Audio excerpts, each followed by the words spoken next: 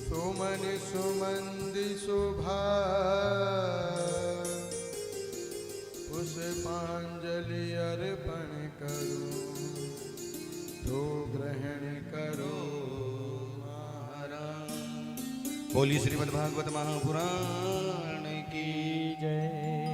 श्री परीक्षित जी महाराज की जय। श्री वेद व्यास जी महाराज की जय। गंगे जमुने महारानी की जय।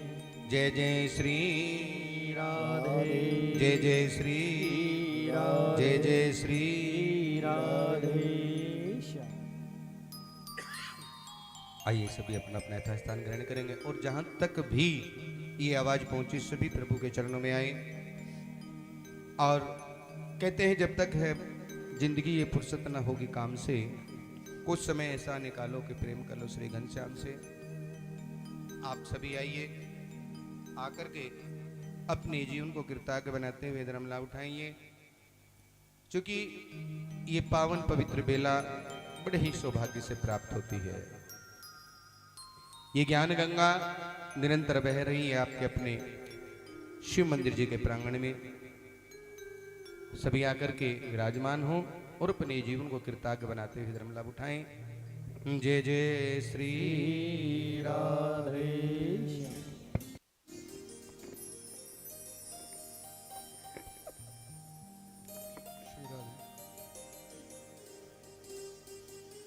श्री राधे श्री राधे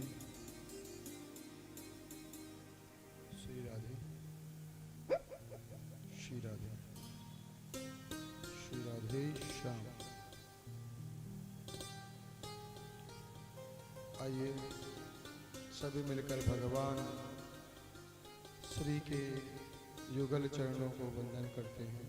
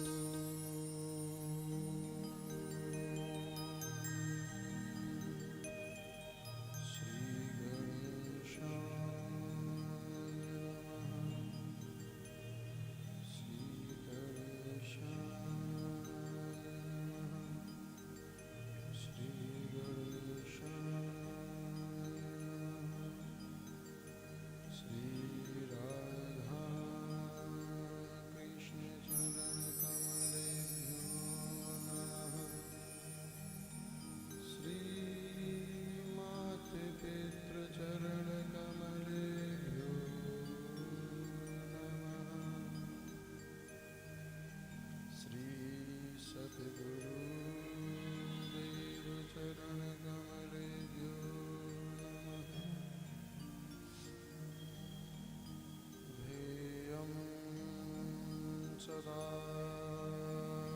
परिभवनमभीष्टदोहम् तीर्थास्पदं शिवविरञ्चिनुतं शरणं भृत्यार्तिहं प्रणतपालि भवादिभूतम्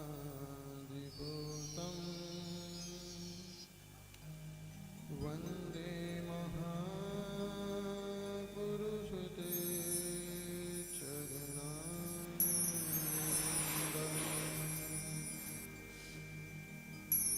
कान्तिसुतामृषतिनिन्दितसादिन्द्रो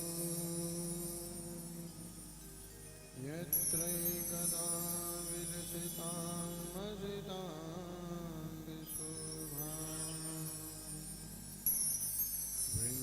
वृन्दावनेति कीर्तयां विमुनां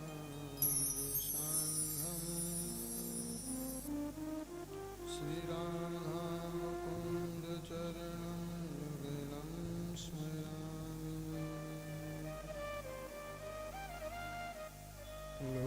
लोकाभिरामं रणरङ्गधीरं प्रपत्ति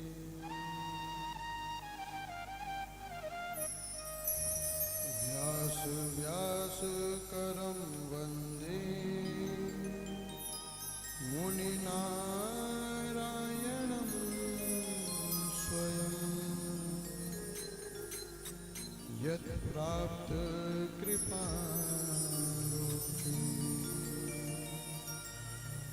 मुक्ता कलगृहा अंजनी गर्भ संभूतो वायुपुत्रो महाबलम् कुमारो ब्रह्मचारी च हनुमानयो प्रसीदिता गुरुर्ब्रह्मा गुरुर्विष्णु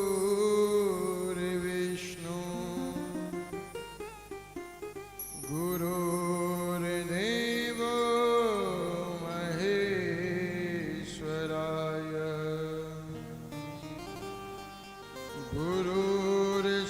गुरुर्साक्षात् परब्रह्मा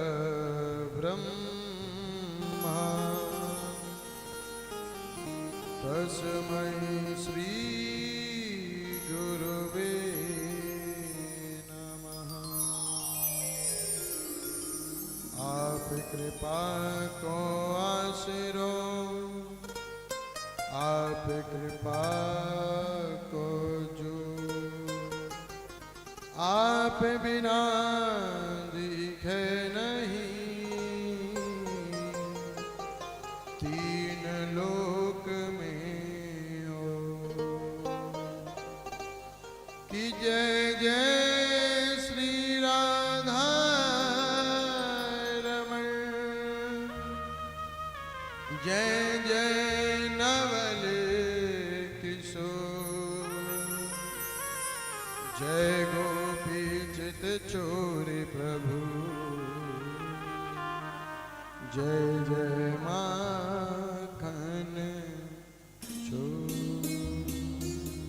बोलिए भागवत भगवान की हे राधिके हे राधिके हे राधिके हे राधिके हे राधिके हे राधिके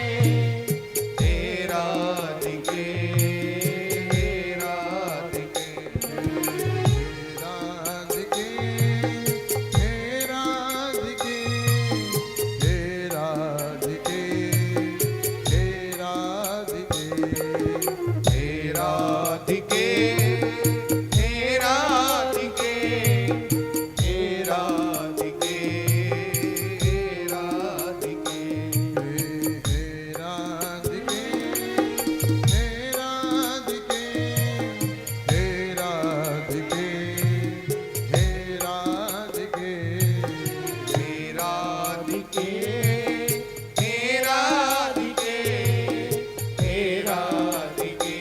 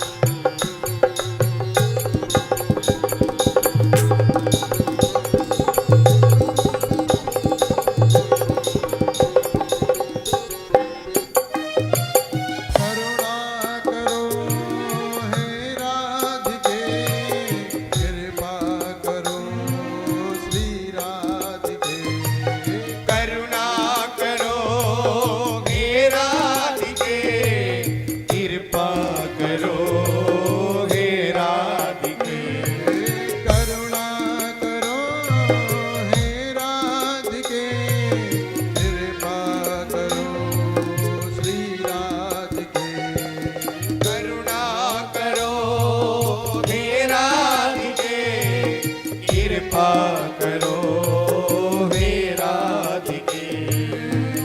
राधिके हे राधिके राधिके हे राधिके हे राधिके हे राधिके हे राधिके हे राधिके हो हे राधिके हे राधिके हे राधिके हे राधिके हो ममता मई है श्री राधिके ममता मई है श्री राधिके।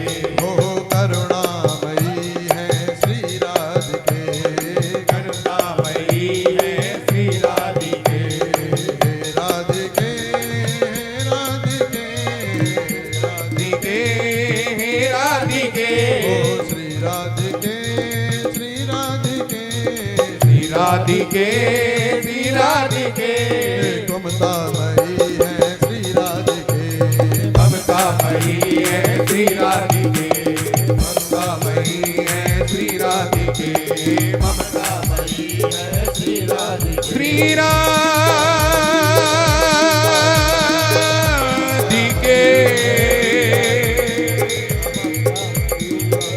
श्री राधिके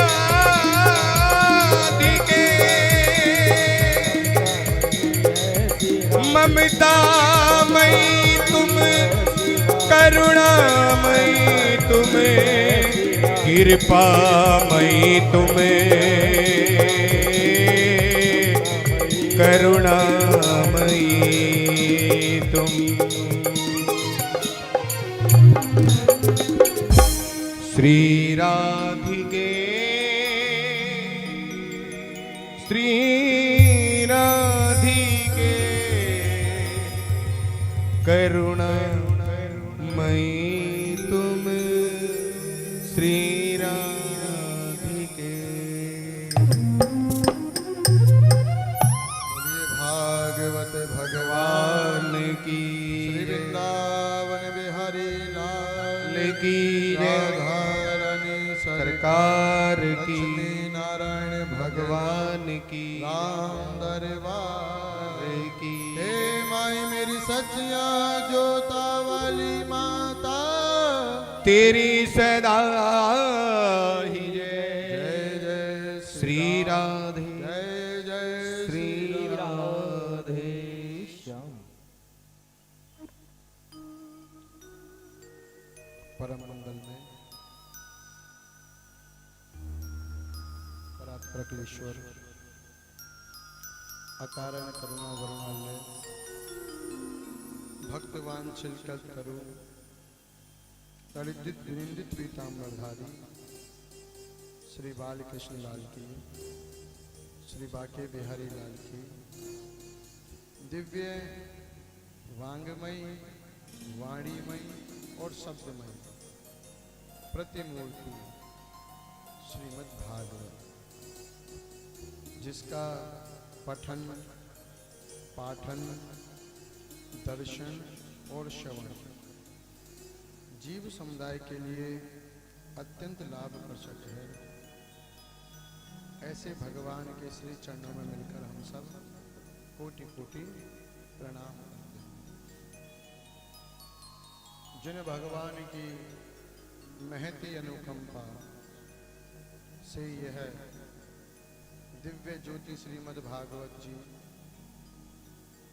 आप सभी के सहयोग से भगवत कृपा प्रसाद स्वरूप शिव शक्ति मंदिर मौजपुर में पधारी हैं और अपने रस के द्वारा सभी रसिक भावुकों को रस लंपट कर रही हैं, रस का पान करा रही हैं। ऐसी दिव्य ज्योति श्रीमद् भागवत जी के चरण कमलों में प्रणाम करते हैं।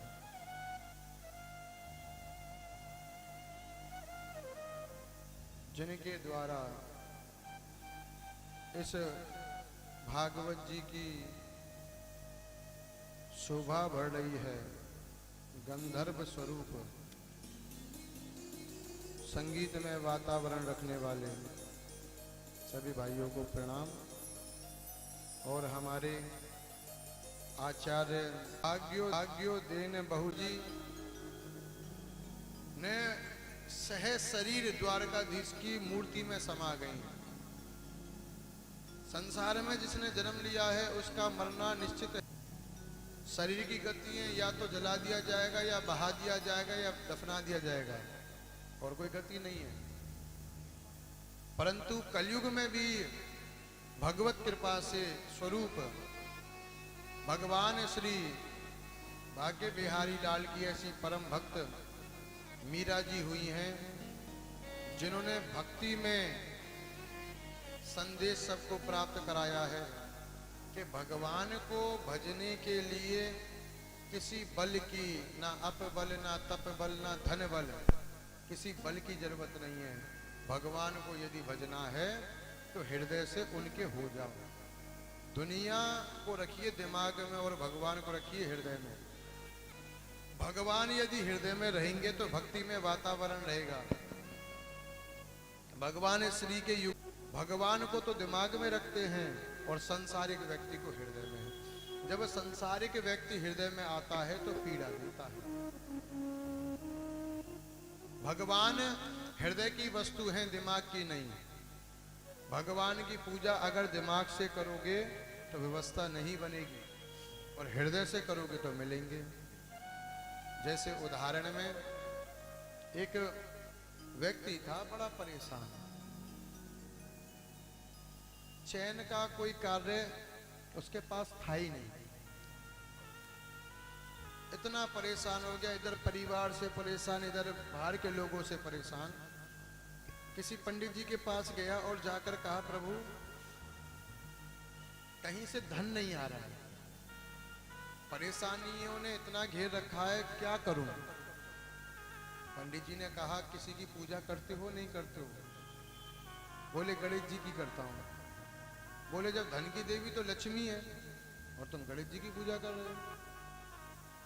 पहले लक्ष्मी आएगी तभी तो बुद्धि आनी चाहिए कि कहाँ लगाना है। बोले बात सही है। तो गणेश जी की मूर्ति को उठा के टाण पे, टाण जानते हैं जो कमरे में बनते, टाण पे रख दिया और लक्ष्मी जी की मूर्ति लेकर आ गया। लक्ष्मी जी ने आते ही थोड़ा तो धन दिया। अब एक आध महीने बाद वो धन भी गायब हो गया। फिर परेशान, फिर पंडित जी के पास गया। बोले इन पंडित जी से तो पूछा ही था। अब दूसरे पंडित जी के पास, जगदीश पंडित जी के पास गया और जाकर कहा, पंडित जी। बोले पंडित जी, एक पंडित जी ने बताया था कुछ धन आया और अब तो धन है ही नहीं, क्या करें? पंडित जी ने कहा, किसी की पूजा करते हो? बोले हाँ। किसकी? बोले लक्ष्मी माता की। बोले भैया उनके पति को तो तुमने पूजा ही नहीं। भाई जब तक नारायण नहीं होंगे तो लक्ष्मी कैसे कार्य करेगी? बोले क्या करूं? बोले पहले नारायण को पूजो फिर लक्ष्मी को पूजना। घर गया, लक्ष्मी जी की मूर्ति उठाकर ऊपर रख दी, नारायण को बिठा दिया। नारायण भगवान ने भी थोड़ा धन दिया।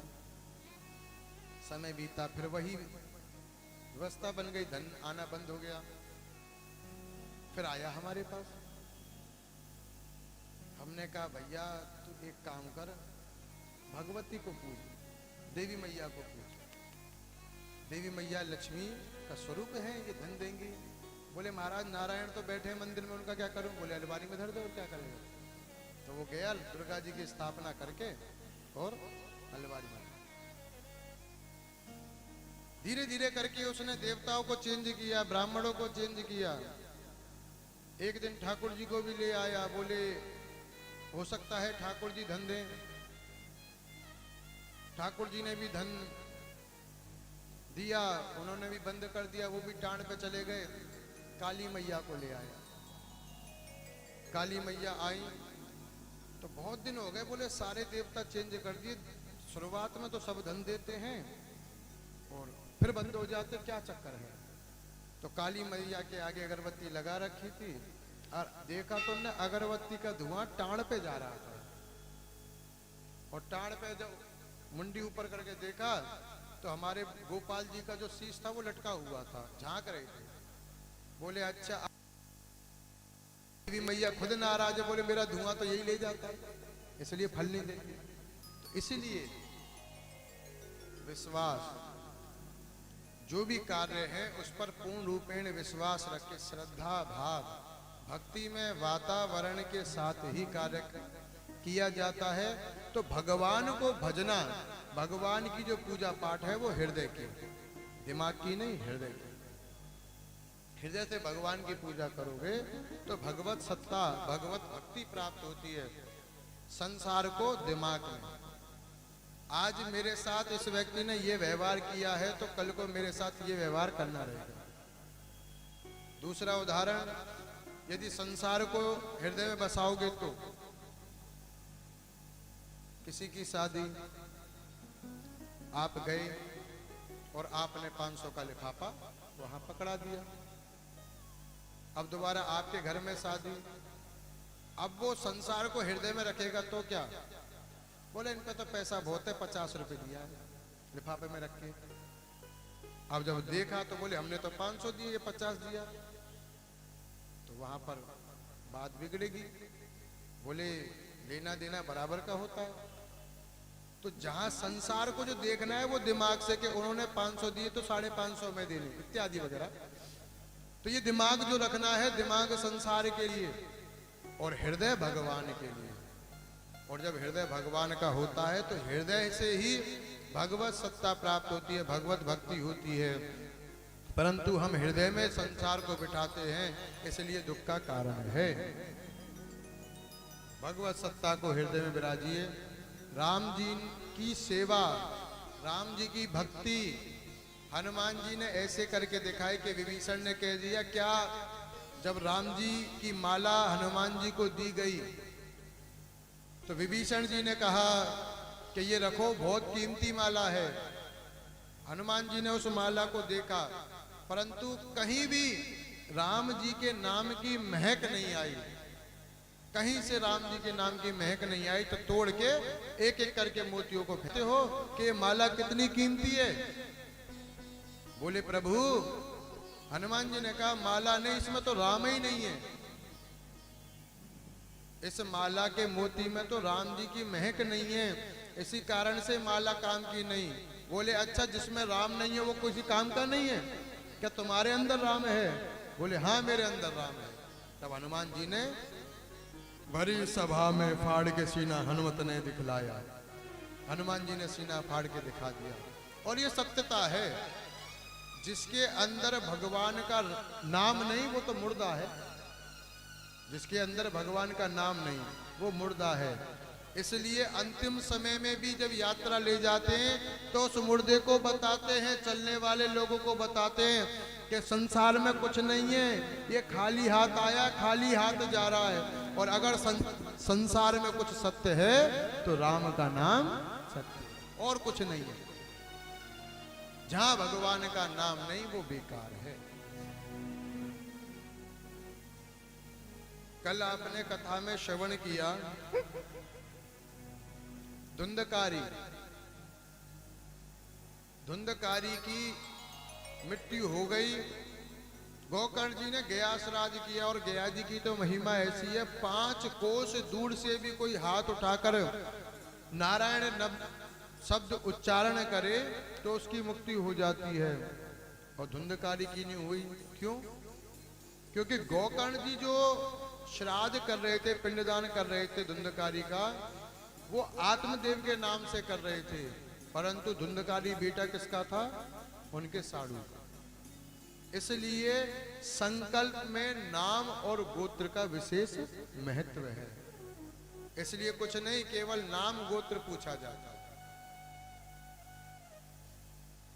भागवत की महत्ता, जितने नियम आप करेंगे, जितने नियम, यदि फलाहार से रह सकते हैं तो फलाहार से कथा सुने। कथा छूटनी नहीं चाहिए, इस चीज का विशेष ध्यान रखें। गांव में तो, ग्रामीण क्षेत्र में तो ऐसा होता है कि जो माताएं बहनें कलश उठाती हैं, अपने कलश के सन्मुख शाम रात्रि के समय दीपक जलाती हैं। वरुण का दीपक जलाती हैं। और यहाँ तो कलश उठाना ही भारी पड़ जाता है। कैसे? बोले मंदिर से निकले थे तो कलश कहाँ था? सिर पे। और जब 11 नंबर गली है शायद वो, हाँ, और जब 11 नंबर पे पहुंचे तो कलश कहाँ गया? कमर पे। और जैसे ही बराबर वाली गली 15 नंबर गली पार करी तो कलश आ गया हाथ में। कलश उठाना भारी है। तो जितना हो सके भगवत में वातावरण रखकर घर में भी, ऐसा भी ना हो कि घर में लड़के आओ और यहाँ कथा सुनो, ऐसा भी। जैसे हमारे भाई साहब की धर्मपत्नी थी, तो ये कथा सुनने गई कहीं और महात्मा जी बढ़िया कथा सुना रहे थे। तो ये महाराज हमारी कथा में से पहुंचे, वो वहां से आई, उन्हें आने में टाइम लगा। बोले कहाँ गई थी? बोले कथा सुनने गई थी। बोले कथा तो मैं भी सुन के आ रहा हूं, तुम क्यों सुन रही हो? भाई मेरे सुनने से ही तर जाओगी। बोले विश्वास कम है। बोले क्या पता तुम सुनते हो नहीं सुनते हो, तो ठीक है तुम सुन लो। बोले तुम्हारे व्यास जी ने क्या बताया कथा में? बोले पति परमेश्वर होता है। बोले अच्छा? बोले हमारे व्यास जी तो नहीं बताते हैं। बोले पति परमेश्वर होता है, अच्छा जी। और बोले पति की सेवा से सब देवताओं की सेवा का फल मिलता है। बोले और? बोले ये बात मैना जी, पार्वती की माता मैना जी ने कही थी पार्वती से, करऊ सदा शंकर पद सेवा, करऊ सदा शंकर पद पूजा, नारी धर्मपति देव ना दूजा। स्त्री के धर्म में पति के सिवा दूसरा देव नहीं होता। बोले अच्छा जी, ये सब बताया? बोले हाँ। बोले चल कोई बात नहीं, अब थोड़ी देर बाद बात करेंगे, तो एक गिलास पानी पिला दे। अब जब ये बात इन्होंने कही तो थोड़ा क्रोध आया। बोले मेरे भरोसे ही बैठो तो, वो तो पहले आए के पानी ना पी सके, मेरे भरोसे ही बैठे। तो कथा को सुनकर ये नहीं है कि कान में से जाके निकाल दिया। मनन चिंतन जब होगा तब भगवत भक्ति हृदय में बढ़ेगी। तो कथा सुनो तो प्रेम से, घर का वातावरण भी भक्ति में होना चाहिए। और जैसा आप नियम करेंगे, हमारे यहाँ एक कहावत है, जितना गुड़ डालोगे उतनी मिठास बढ़ेगी। जितने नियम से कथा को सुनोगे, जितने आनंद में होके कथा को सुनोगे, उतना ही अच्छा लाभ और प्रभाव इस कथा का आपको प्राप्त होगा। कोई भी वक्ता कथा गलत नहीं करता है। कोई भी वक्ता हो, कैसा भी वक्ता हो, कथा गलत नहीं करता है। पर भगवत कृपा किसी किसी को प्राप्त होती है। भक्ति में वातावरण किसी किसी के पास होता है, कहीं कहीं होता है। कथा तो सब वही है, भागवत। तो इसलिए कथा को बड़े आनंद के साथ, भगवान के प्रभाव नहीं, भगवान के स्वभाव के साथ जुड़कर कथा को सुनो, क्योंकि राम तुम बड़े दयालु हो, कृष्ण तुम बड़े कृपालु हो। आज की दिव्य कथा प्रारंभ करते हैं कि जन्माद्यश्यतुन्वयाधिचरज्वराट् तेने ब्रह्म हृदय आध कवये मुह्यन्ति सूरय तिथेजो वारि मृधां यथा विनिमय यत्राति सर्गो मृषा धाम्ना स्वेन सदा निरस्तकुहकं सत्यं परं धीमहि। सत्यम परम धीमहि। यहाँ पर व्यास जी ने बताया संसार में सब असत्य है, परंतु सत्य कौन है? बोले स्वयं परमात्मा। स्वराट है। चंद्रमा भी चमकता है तो भगवत कृपा से, सूरज भी चमकता है तो भगवत कृपा से। भगवत कृपा से सारी चीज हो रही है। वो कौन है? वही सत्य है। कल मैंने आपको बताया सत्य कौन है। सब जानते हैं ये काश पाषाण की छवि है, परंतु हृदय कहता है ये राम जी है। आप कोई वस्तु लेकर आए, कोई अंगोछा लेकर आए, बोले पंडित जी ये अंगोछा राम जी को चढ़ा दो। हृदय मानता सत्य कौन है? स्वयं भगवान स्वराट है। ब्रह्मा जी भी जिनकी माया से मोहित हैं, ऐसे भगवत जिनकी चमक स्वयं से है और जिनकी सत्ता से ही सब लोग सारा जगत चल रहा है, ऐसे स्वराट, ऐसे भगवान को हम प्रणाम करते हैं। जो भगवान के नाम रूप गुण धाम लीला का जो आश्रय ले लेता है उसके सारे कष्ट कट जाते हैं। ऐसे भगवान सत्य को हम प्रणाम करते हैं, सत्य को प्रणाम करते हैं। और ये तो सत्यता है। चोर भी सत्य का ही सहारा लेता है, चोर भी सत्य का ही सहारा लेता है। सत्य कभी छुपता नहीं है। 4 चोरों ने चोरी करी, सामान लेकर आए और उसके बाद क्या कहा? बोले ईमानदारी से आपस में बांटेंगे, ईमानदारी से, सत्य के साथ। माल आप चोरी का लेकर आए पर बांटेंगे कैसे? ईमानदारी। तो हर व्यक्ति संसार में सत्य के बिना पत्ता नहीं हिल सकता। सत्य है भगवान, सब जानते हैं सत्य भगवान है, सब जानते हैं। यही सत्ता वो है जो सृष्टि को जन्म देती है, पालन करती है और संहरण कर देती है। यही सत्ता है, यही वो परमात्मा सत्य है और संसार में कुछ भी सत्य नहीं है। कि धर्म प्रोज्जित कैतवोत्र परमो निर्मत्सराणाम सताम वैद्यम वासमवत्र वस्तु शिवदम तापत्रयोन्मूलनम तेजो वारि मृदाम यथा विनिमय यत्राति सर्गो मृषा कि धाम्ना स्वेन सदा निरस्तकुहकं सत्यं परं धीमहि।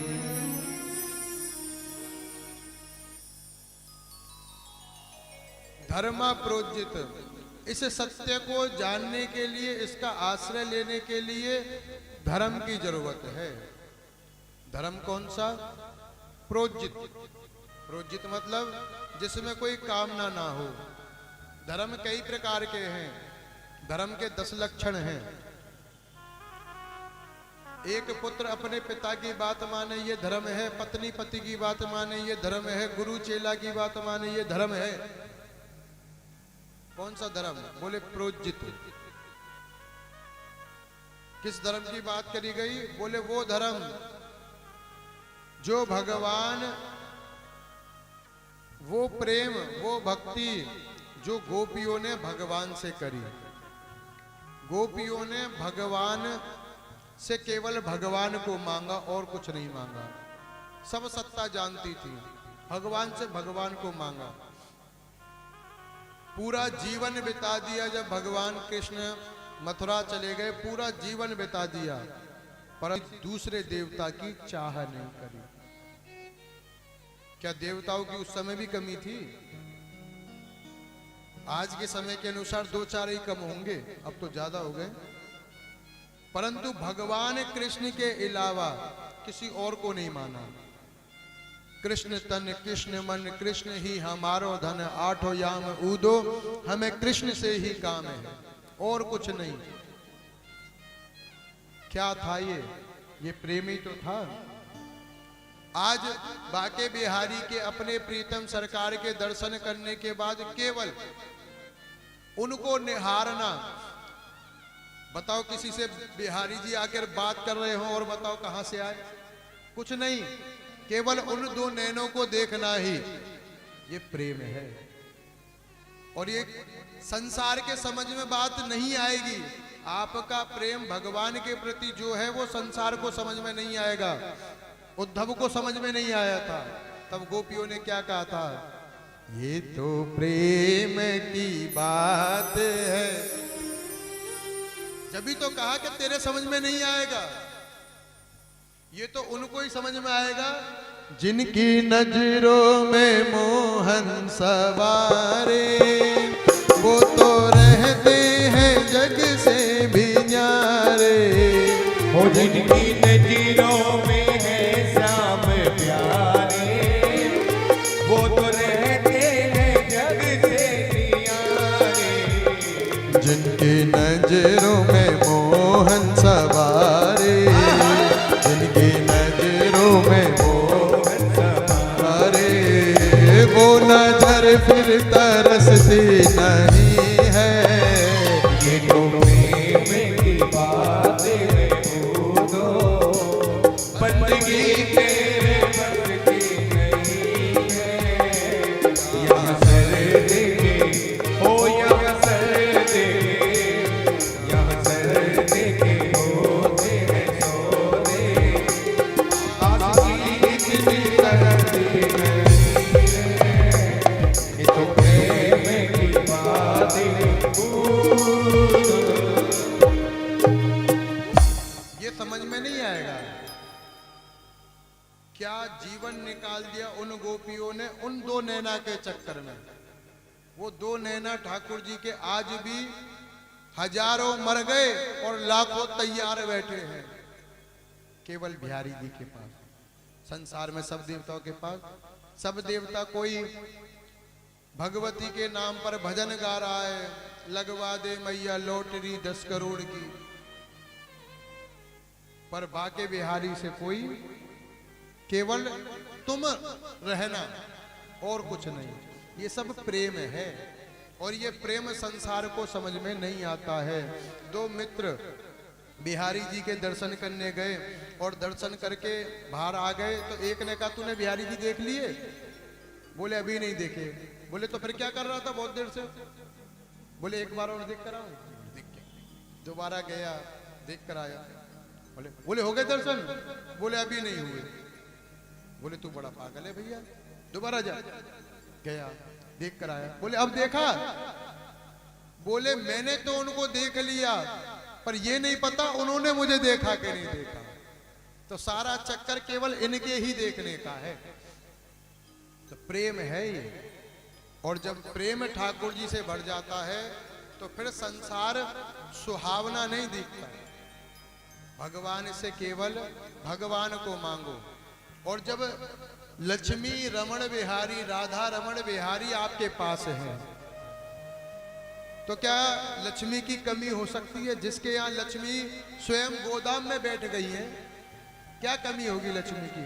बस हम तो केवल एक तिनका चाहते हैं। हम चाहते हैं रुपया, पैसा, गाड़ी, बंगला, हम केवल इतना ही चाहते हैं। इससे ऊपर भी बहुत कुछ है।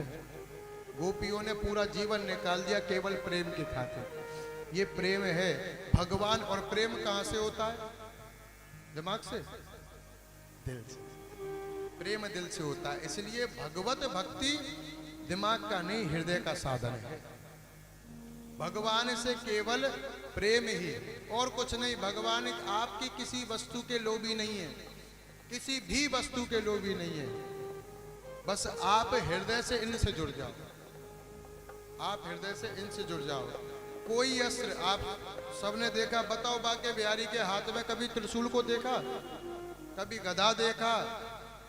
चक्र भी नहीं देखा है बाके बिहारी के हाथ में। केवल मुरली। और मुरली के क्या रीजन है मुरली रखी? क्योंकि मुरली एकदम मीठा शब्द बोलती है और सबको वशीभूत रखती है। यही है संसार में व्यवहार। भगवान ने बताया कि मेरा प्रभाव देखकर कि मैं नारायण हूं, मेरा प्रभाव देखकर मुझसे मत जुड़ना, मेरा व्यवहार देखकर मुझसे जुड़ना।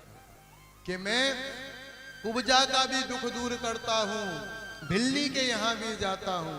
मेरा व्यवहार देखकर मुझसे जुड़ना, प्रभाव देखकर मुझसे मत जुड़ना।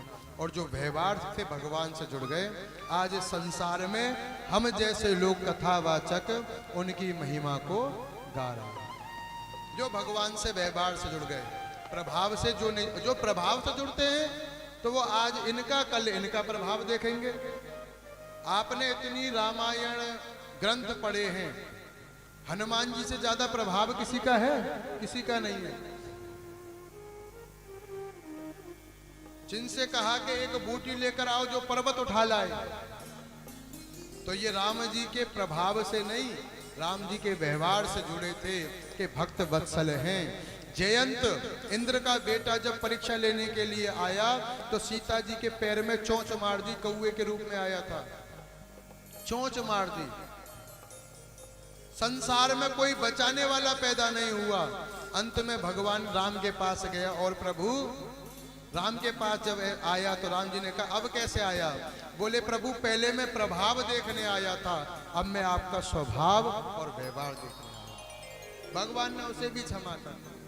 तो इनसे जुड़ो तो व्यवहार भक्ति के साथ इनसे जुड़ो, और जब भक्ति के साथ आप इनसे जुड़ोगे तो ये रिश्ता भगवत और भक्त का, भगवान और भक्त का रिश्ता कभी टूटने नहीं पावेगा। गजेंद्र ने पूरे समय जीवन अभिमान करा और अंतिम समय में प्रभु को पुकारा, और भगवान भी बिना देरी करे घर बैठे हैं, पर बुलाने में तो देरी। भगवान का प्रेम। तो यहां कहा धर्म धर्म धर्म कौन सा? भगवान से धर्म के साथ जुड़ो, पर उसमें क्या होना चाहिए? प्रोजित धर्म। कौन सा? प्रेम। मल हो जाता, क्योंकि सुंदर कहे हैं जन सोम कह रहे हैं सिवा निर्मल हो जाए हृदय में, निर्मल हृदय और प्रेम ही श्रद्धा सब। पर ये हमारे ऊपर डिपेंड करता है कि मंदिर है करते हैं, और जहां भीड़ ज्यादा हो नहीं करते। जहां था में यहाँ नहीं भीड़ होगी तो मैं आ जाऊंगा, पर हृदय में उसी में भीड़ ना हो संसार, वो तो भगवान नहीं करते। अब जब समर्पण भगवान की तरोर के गलितम फलम सुख मुखाद अमृत द्रव्य संयुतम पिबते भागवतम रसमालयम मुहुरहो रसिका रसिका। प्रेम धारण करके आश्रय ले। आप सभी स्कूल में पढ़े हो, आप सभी स्कूल में पढ़े हो। अरे महाराज समाज से हिसाब किताब तो वैसे ही आ जाता है। अरे महाराज समाज से हिसाब किताब तो वैसे ही आ जाता है। वैसे समाज से, वैसे समाज से तो स्कूल नहीं है। तो जैसे ब्राह्मण है ना, जैसे ब्राह्मण है ना व्यक्ति कोई, तो उसके अंदर स्वतः ही गुण आ जाएंगे, स्वतः ही, ना कहीं ऐसा कौन सा है? ये कहां से और कोई काम करी को देखकर डर रहा, और कोई काम करी को देखकर डर रहा है आदमी, मारकर घर है आदमी, मारकर घर आदमी आदमी आदमी ही आदमी आदमी आदमी ही मार रहा है आदमी। एक दूसरे को मारना ये सब काय के लिए हो रहा है? केवल यही है, यही कारण चलता भी नहीं कुछ। पितामह आज आप इतना ज्ञान दे रहे हैं, उस समय आपका ज्ञान कहाँ था? जब भरी सभा में मेरी लाज जा रही थी तो भीष्म पितामह की आंखों में आंसू आ गए। बोले बेटी उस समय मैंने उनका अन्न खाया था, अब उनके अन्न से बनी एक एक रक्त की बूंद मेरे शरीर से चली गई, इसी कारण से क्षमा याचना करी। खूब राज धर्म मोक्ष धर्म स्त्री धर्म तथई विचय ज्ञान दिया है। स्त्री का धर्म क्या है, राजा का धर्म क्या है, और इनके बाद मोक्ष प्राप्त करने का धर्म क्या है, ज्ञान दिया है। बोले अब तुम सब साइड हो जाइए और मुझे भगवान को देखने दो। अपने सामने भगवान को खड़ा करा और भगवान से पुष्पतागत छंद में भगवान की स्तुति करी है। बोले इसमें क्यों करी? बोले भगवान के पास हम जब जाते हैं या भगवान हमारे पास आते हैं तो हम पुष्प भगवान को चढ़ाते हैं। गजेंद्र ने जब भगवान को पुकारा तो कमल का फूल अपनी सूंड में फंसा लिया। तो पुष्प मेरे शरीर में इतनी सामर्थ्य नहीं है कि मैं पुष्प उठाकर ले आऊं, या अगर मुझे कोई लाकर भी दे दे तो मैं भगवान के चरणों में चढ़ा सकूं, इतनी सामर्थ्य मेरे शरीर में नहीं है। इसलिए इस छंद में स्तुति करी। क्या करी? इति मत रूपे कल्पिता वितृष्णा भगवती सात्वत पुंगवे प्रभुम्नि स्वसुख मुपगते क्वचिद् विहरितुं प्रकृति मुपेयुषि भव प्रवाह। स्तुति करिए। इति मति रूप कल्पिता वितृष्णा। बोले प्रभु एक बात बताएं, मुझे अपने 100 जन्मों की याद है, मैंने कोई पाप नहीं किया, केवल आप अखंड ब्रह्मचारी का नियम लेकर अपने जीवन का निर्वाह किया है। उसके बाद भी आज मुझे इतने दिन हो गए मैं बाणों की सैया पर सो रहा हूँ, ना पानी पी सकता, ना अन्न खा सकता, ना उठ सकता। कौन सा पाप है जो मैंने ऐसा किया है जिसके कारण से ये दुख भोगना पड़ रहा है? भगवान ने कही तुम 101वें जन्म को याद करो। तुमने दो मुँहे सांप को जो रास्ते में से जा रहा था। अब देखिए विचार करने बात है, भीष्म पितामह ने उस दो मुँहे सांप को इसलिए हटाया वहां से। कई बार हम लोग जब कष्ट भोगते हैं तो हमारे मन में विचार आता है ऐसा तो कोई पाप हमने किया नहीं जिसके कारण भोगना पड़ रहा है, परंतु कुछ पाप अनजाने में भी होते हैं। उन पापों की क्षमा याचना के लिए दैविक पूजा करी जाती है, जो आप रोज शंकर जी पर जल चढ़ाते हो, पूजा करते हो, धूप दीप करते हो, घर में पूजा करते हो। उन जो गलत फहमी में गलती से हो जाते पाप, उनके लिए ये अर्चना पूजा बताई गई है, गौ को रोटी बताई गई है। उनका दोष तो लगता है, पाप तो किया है। जब भीष्म पितामह रास्ते से जा रहे थे तो दो मुँहे सांप को रास्ते में देखा, बोले कहीं ऐसा ना हो कोई इसके ऊपर चढ़ जाए, तो उठा के डाल दिया। पर ये नहीं देखा मैंने फेंका कहाँ है, ये नहीं देखा मैंने फेंका कहाँ है, और वो कांटों के ढेर में जाकर गिर गया। तक तड़पा था और तड़प तड़प के उसकी मृत्यु हुई। बोले इसलिए पितामह आप वाणों की सैया पर तड़प रहे हैं। बोले मैं कुछ खा नहीं सकता, पी नहीं सकता। एक ब्याई हुई गाय को आपने लात मारी, हटा दिया। बोले प्रभु वो तो मैंने इसलिए हटा दिया था, वो गंदा पानी पी रही थी। भगवान ने कहा कि तुम्हारा धर्म फिर ये था, उसके लिए पानी की व्यवस्था करना। तुमने तो हटा दिया, तुमने ये नहीं जाना ब्याई हुई गाय है, तुमने हटा दिया इसलिए तुम प्यासे हो, परंतु तुमने परोपकार करा इसलिए अंतिम समय में मैं तुम्हारे सामने हूं। अब बताओ तुम्हें क्या चाहिए?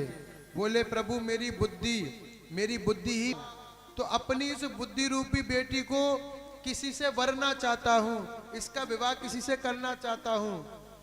त्रिभुवन कमलम तमाल वर्णम, इस त्रिभुवन में कोई भी मेरी पुत्री हेतु कोई योग्य वर नहीं है। अब मैंने आपको देखा तो मैं अपनी बुद्धि रूपी पुत्री का विवाह आपसे करना चाहता हूं प्रभु, इसलिए मेरी बुद्धि को अपने चरणों में लीन करिए।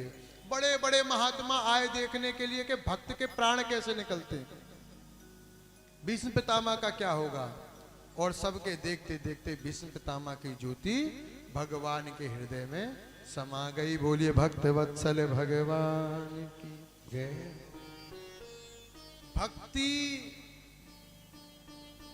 का बीज कैसा भी बो दो, एक ना एक दिन वो जमीन में से निकल के वृक्ष का रूप धारण करेगा, आज नहीं तो कल।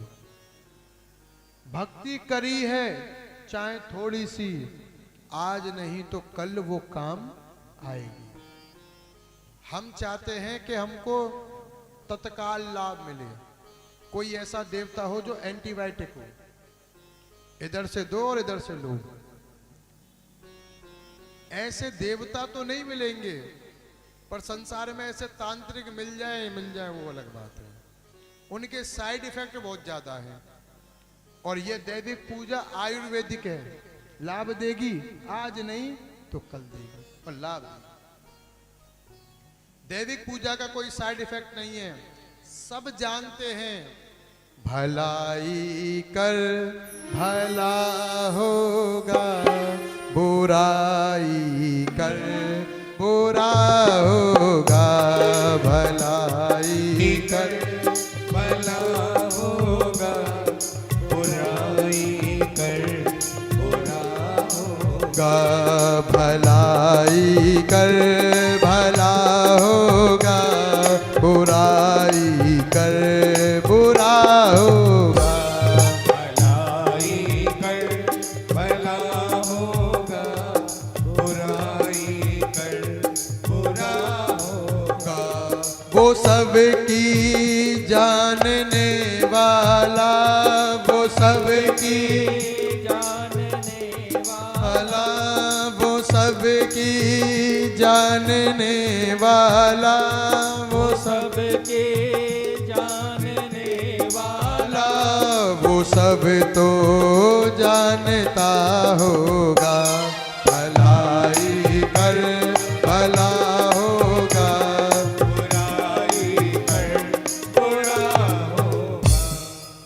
करोगे वैसा भरोगे। यदि किसी दूसरे को अपमानित करके यदि अपना सुख चाहते हो तो ऐसा नहीं हो सकता। किसी दूसरे को कष्ट देकर अपना सुख चाहते हो ऐसा नहीं हो सकता। इनके यहां देर हो सकती है पर अंधेर नहीं है। देर है पर अंधेर नहीं है।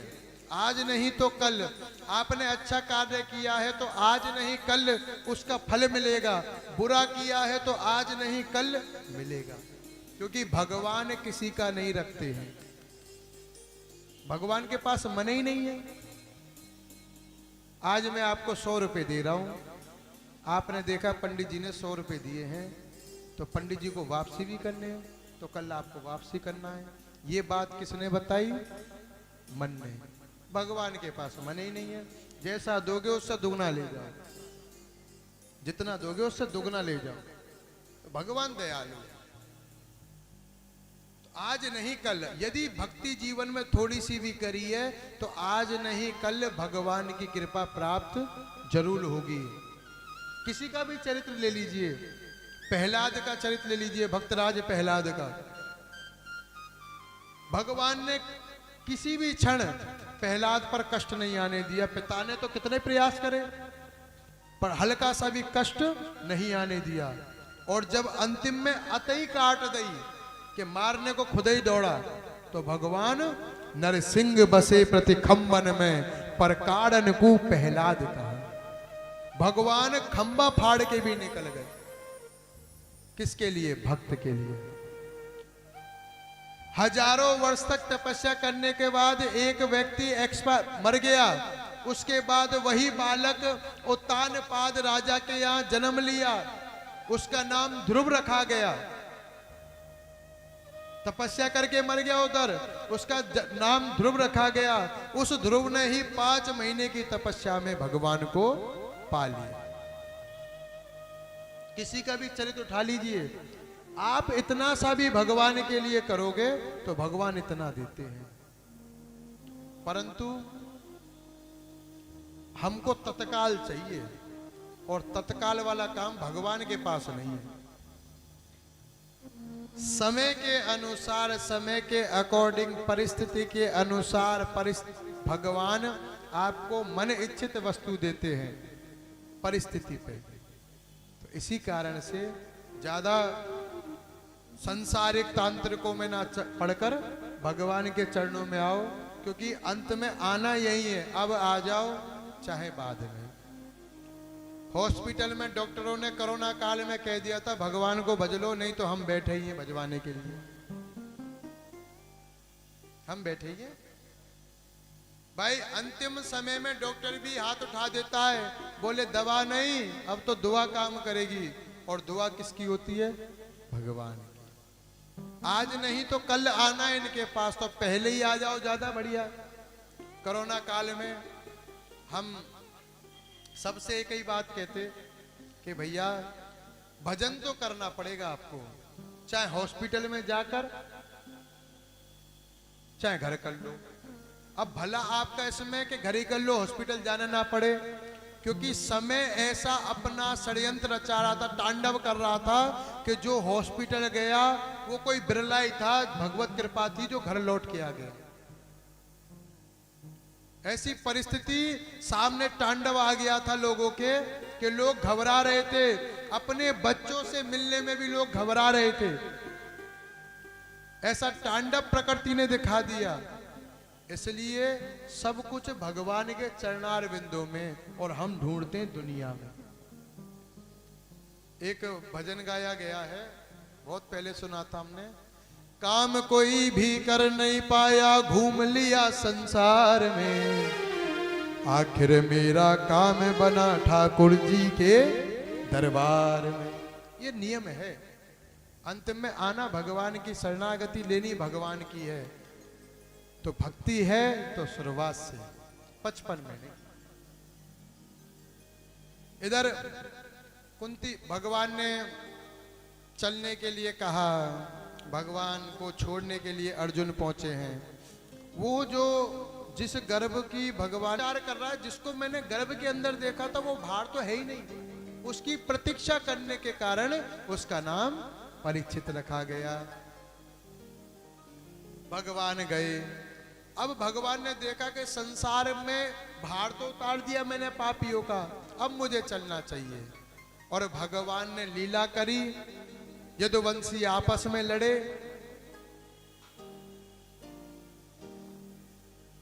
भगवान ने कुछ अपनी पत्नी ग्वाल वालों को अर्जुन के हाथ में सौंप दिया और कहा इन्हें ले जाओ वृंदावन मथुरा छोड़ देना। अर्जुन ने कहा ठीक है, भगवान चल दिए। अब इधर अर्जुन को यह मत था, देखो भगवान को विश्वास है इस गांडीव पर, इस गांडीव धनुष पर भगवान को ही विश्वास है, जब तो मेरे बलबूते छोड़ दिया।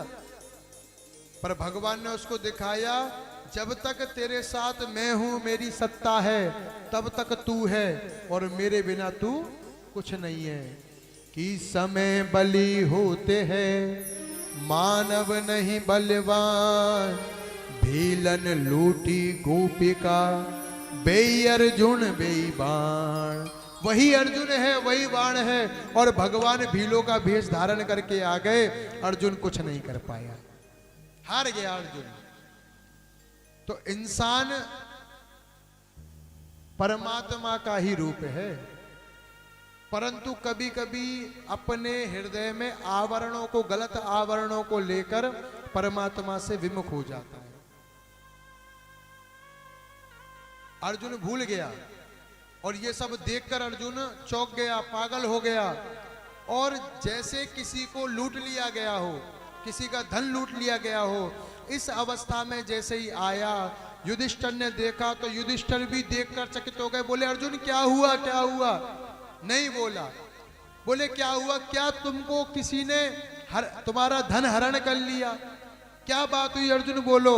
तो अर्जुन ने अंतिम शब्द बोला कि उस छलिया ने हमको छल लिया है और हमें छोड़कर वो छलिया चला गया है। जैसे ही कुंती माता ने ये बात सुनी तो तत्काल अपने प्राणों को छोड़ दिया। बोले जब मोहन नहीं है तो छोड़ दिया। कुंती माता इतना प्रेम करती भगवान से, जब भगवान द्वारका जा रही थी तो भगवान ने कहा बुआ तूने जीवन पर्यंत दुख पाया है, पिता के घर में दुख पाया, ससुराल आई दुख पाया, तू आज कुछ ऐसा मांग ले कि तेरा जीवन सुधर जाए, सुख मिल जाए। बोले प्रभु पक्का? बोले हाँ। बोले तो इतना दे दो मेरे को कि संसार में प्रत्येक व्यक्ति का दुख मुझे लग जाए। बोले बुआ तू पागल हो गई है, अभी तो तेरा दुख खत्म नहीं हुए हैं, लक्षागृह में आग लगा दी, क्या क्या कर्म नहीं किए तेरे बच्चों को मारने के लिए, क्या क्या कर्म नहीं किए इन्हें कौर तुम्हें सताने के लिए, पर अब भी तुम्हें दुख मांगना है। तो बुआ ने भी कह दिया कि गोविंद जब तक सुख दुख है तो तुम साथ में मैंने हर जगह पाया, और आज जब मैं सुखी हूं, मेरे बच्चों को राज्य मिल गया तो तुम छोड़कर जा रहे हो, इसलिए सुख। और केवल इतना देना, जब प्राण तन से निकले पीतांबरी कसी हो, मुखड़े पे वो। एक दिन उन्होंने देखा कि एक गाय को एक व्यक्ति मार रहा है। तुरंत दौड़े दौड़े गए और जाकर उस व्यक्ति को पकड़ा और उसको मारने लगे तो वह शरणागति हो गया, शरणागति हो गया, शरण में आ गया। परीक्षित ने कहा कि कौन है तू? तो उनने बताया मैं कलयुग हूं, क्योंकि मेरे राज्य में नहीं रहेगा। क्यों? बोले प्रभु तुम्हारा राज्य, तुम चक्रवर्ती सम्राट हो, सारा तुम्हारा ही है, और आप कह रहे हो मेरे राज्य में कहां जाऊं मैं? कुछ स्थान दो। जो जितने गलत कार्य हैं, जुआ खेल लेना, मदिरा पीना, वहां कलयुग का वास है। बोले प्रभु एक अच्छी जगह तो दे दो। तो स्वर्ण भी दे दिया। बोले सोना? बोले सोना भी दे दिया।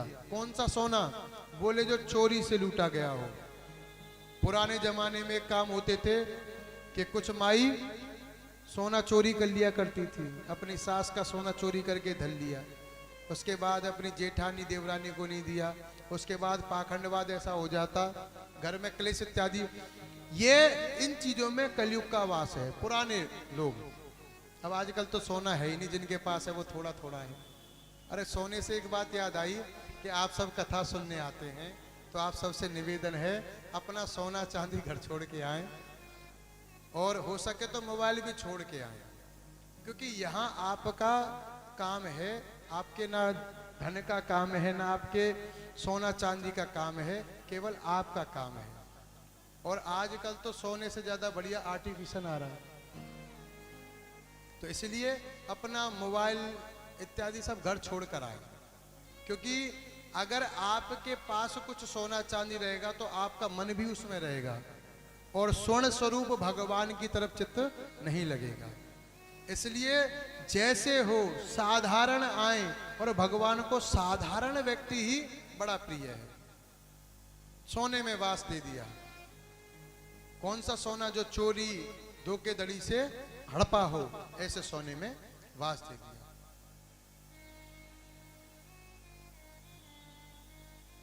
पृथ्वी गौ का रूप धारण करके वत्स से कह रही है कि हमारी रक्षा करने भगवान चले गए हैं, अब हमारी रक्षा कौन करेगा। तब चक्रवर्ती सम्राट परीक्षित ने कहा मैं करूंगा। उसके बाद परीक्षित ने राज्य किया। एक दिन कभी जीवन में शिकार नहीं खेला, परंतु वो मुकुट पहना। कौन सा मुकुट? जिस मुकुट को जरासंध का जो मुकुट था वो पहना। जरासंध जितने राजाओं को जीतता उनके मुकुटों की मणि निकालकर अपने मुकुट में लगा लेता। उस मुकुट को पहनकर आज परीक्षित चले, उस अधर्म की कमाई मुकुट को पहन के परीक्षित चले, तो बुद्धि खराब हो गई और शिकार खेलने के लिए चले गए। और रास्ते में देखा प्यास लगी, तो वहां पर समीक ऋषि तपस्या कर रहे थे। पानी मांगा राजा ने कि पानी दीजिए प्रभु। तपस्या में लीन थे, तो वे बुद्धि खराब, कलयुग ने बुद्धि खराब करी। बोले ढोंग कर रहा है, नाटक कर रहा है, पानी नहीं दे रहा है, मैं राजा हूं। और मरा हुआ सर्प उनके गले में डालकर चले गए। जब ऋषि के पुत्र ने देखा कि मेरे पिताजी का अपमान राजा ने किया है, तो हाथ में जल लेकर श्राप दे दिया कि जिस राजा ने मेरे पिता का अपमान किया है, आज से 7वें दिन इसी सर्प के द्वारा उसकी मृत्यु होगी। तक्षक सर्प के डसने से उसकी मृत्यु होगी। जब समीक ऋषि को पता लगा तो कहा तूने बावड़े ये क्या कर दिया? राजा अगर नहीं होगा तो हम भजन नहीं कर पाएंगे। और तुरंत देवदूत नाम के शिष्य को भेजा, कहो राजा से जाकर कि राजा अपनी मुक्ति का कोई साधन कर लो। देवदूत ने आकर बताया, मुकुट उतारा जैसी, तो परीक्षित को भी गिलानी हुई, मैंने ये क्या कर दिया, ऋषि का अपमान किया। इतने में देवदूत ने आकर बताया कि आज से 7वें दिन आपको मरना है। बोले राजा ने कहा अब ये बढ़िया हो गया, मैंने जो पाप किया है उसका फल मुझे मिल गया। पर फिर भी राजा नाच रहे हैं। बोले क्यों? बोले राजा ने आपको श्राप लगा है, 7वें दिन मरना है। बोले यही तो खुशी की बात है। बोले 7 दिन तक किसी की हिम्मत नहीं है जो मेरा बाल विवाह का कर जाए, और 8वें दिन मुझे कोई बचाने वाला पैदा नहीं हो सकता।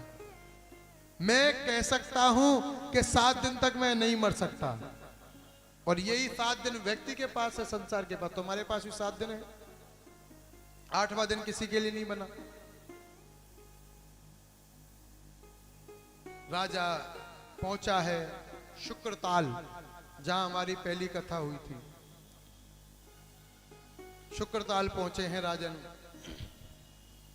शुक्रताल ऐसी रमणीय जगह है जहां पर आनंद देखकर स्वतः ही पता लगता है कि वास्तविकता में भक्ति में वातावरण। वहां 7 दिन ऐसे कट गए, पल भर में हृदय नहीं था आने के लिए, क्योंकि इतना आनंद बराबर में। जब गंगा जी और वही वट वृक्ष, कहते हैं अगर वहां तोते के दर्शन हो जाए तो मान लो आपका इस यात्रा सफल हो गई। पर भगवत कृपा होती है, उनको ही वहां तोते के दर्शन होते हैं। तो यहाँ मौजपुर के केवल 2 ही लोग हैं जो वहां पर शुक्रताल में हमारी कथा को सुनने गए थे। कौन? भूदत्त अंकल जी और उनकी धर्मपत्नी। हाँ, अब आगे जब करेंगे जब सबको ले चलेंगे। तो उन्होंने हमारी कथा में वो लोग वहां पहुंचे थे, 2-3 दिन रहे भी थे।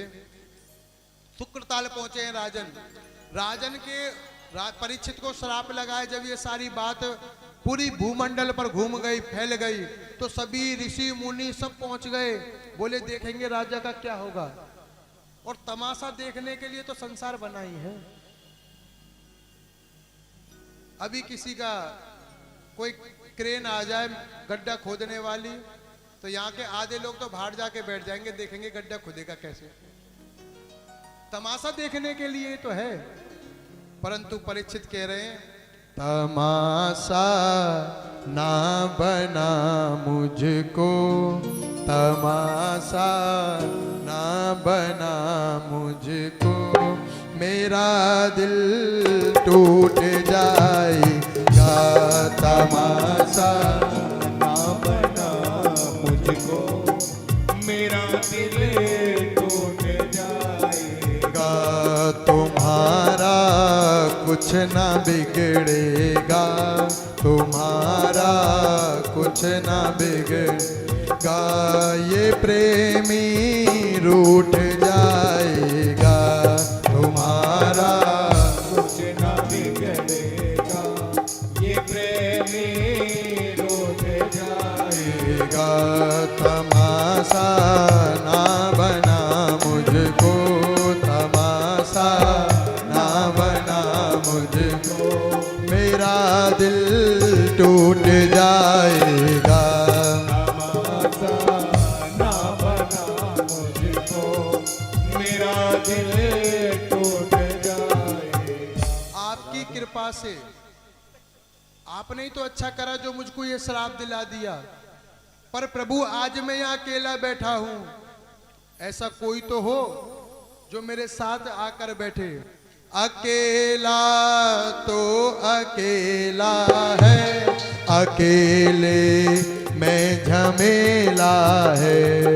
अकेला तो अकेला है, अकेले में झमेला है। मिलाना साथ जो प्रभु जी, मिलाना साथ जो, ये प्रेमी रूठ जाएगा। तमाशा ना बना मुझको, मेरा दिल टूट जाएगा। अकेला तो अकेला है और अकेले में झमेला है। अगर सत्संग करना हो तो सत्संगियों की जरूरत है, और भक्ति करनी हो तो अकेले। आपको कीर्तन करना हो तो गाने वाले बजाने वाले भी चाहिए, और आपको मंत्र जाप करना हो, अकेला तो अकेला है, अकेले में झमेला है। बोले प्रभु मैं क्या 7 दिन ऐसे ही बैठूंगा? अरे जब मैं गर्भ में था तो आपने मेरी आकर रक्षा करी। जब ब्राह्मण ने अस्त्र चलाया था तो आपने अस्त्र से मेरी रक्षा करी। आज ब्राह्मण ने वाक्य अस्त्र छोड़ा है, तो प्रभु मेरी अब रक्षा करो, अब रक्षा करो। और भगवान ने भी शुकदेव जी का रूप धारण करके भगवान परीक्षित के पास आ गए।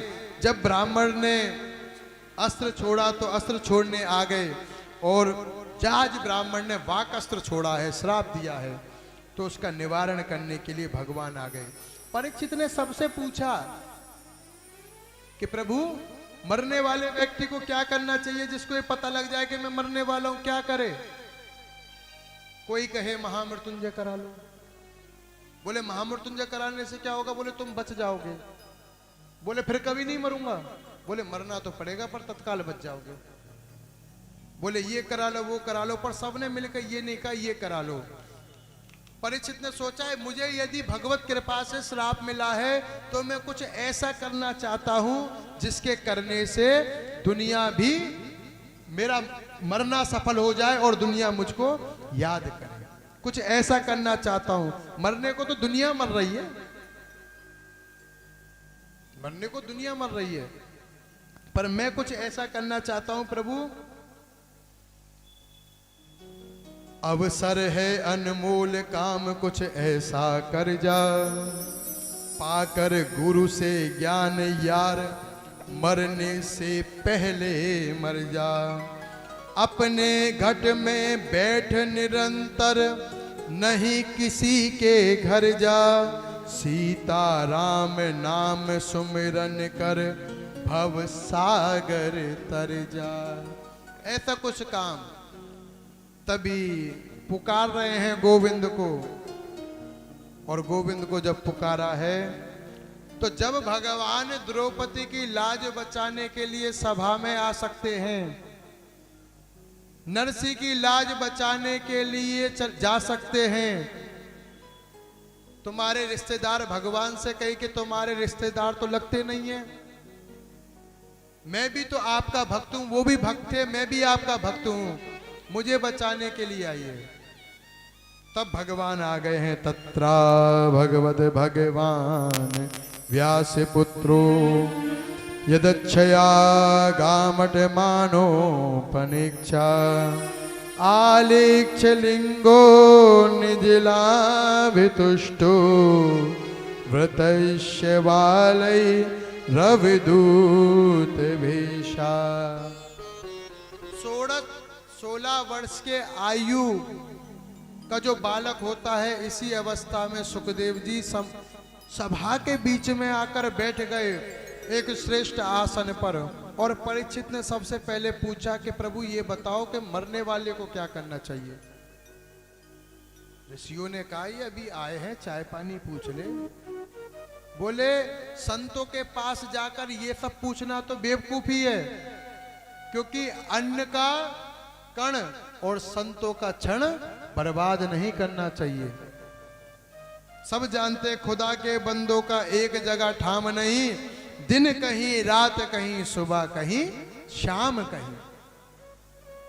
सुखदेव जी ने कहा कि जिसको ये पता लग जाए मरने वाला हूं तो कुछ नहीं करना है, भगवान की शरणागति को धारण कर ले। बोले प्रभु मरने वाले को ये तो पता होना चाहिए कि संसार में क्यों आया, क्या है संसार में। व्यक्ति घूमने गया वृंदावन, अब वृंदावन घूम के जब वह व्यक्ति आया तो उससे पूछा कि राधा वल्लभ जी कैसे लग रहे थे, कितनी भीड़ थी। बोले मैं तो बिहारी जी के दर्शन करके आ गया। इसका मतलब क्या, केवल वो वहीं गया था। जहां तुम जा रहे हो वहां के बारे में तुम्हें पता होना चाहिए, जो क्रिया कर रहे हो पता होना चाहिए। तो प्रभु मैं संसार में आया हूं, संसार में क्यों भगवान ने भेजा, संसार क्या है, मानव की आयु क्या है। तो बताया ये 4 युग हैं, सतयुग त्रेता द्वापर कलयुग। सतयुग की उम्र है 4 लाख वर्ष, सतयुग की उम्र है लाख वर्ष,